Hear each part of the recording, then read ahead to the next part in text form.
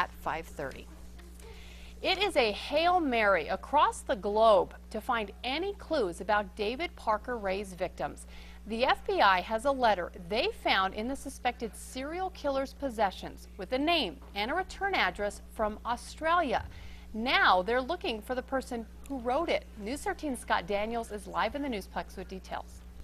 Kim, this letter is dated June 19th, 1990. It's from someone named Mark who lived in a suburb of Sydney, Australia, to a woman named Connie and her friend Candy. The FBI believes Connie was an 18-year-old victim of David Parker Ray.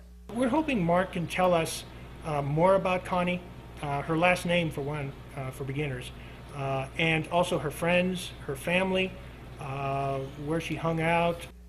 Frank Fisher with the FBI was on Australian TV earlier today asking for the public's cooperation in finding the man who wrote this letter.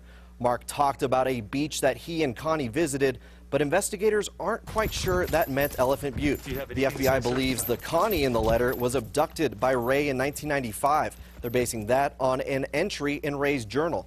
Ray was sentenced to life in prison in 2001 for kidnapping and sexually torturing two women in a trailer he called his toy box.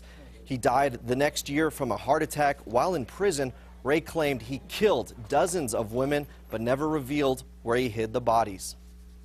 With no last name, though, I mean, it's a long shot, right? It's a long shot, but, you know, we continually hear from the relatives and loved ones of victims, possible victims of David Parker Ray, and we think we owe it to them to exhaust every possible long shot and to turn over every rock that we can to try to bring closure to this case.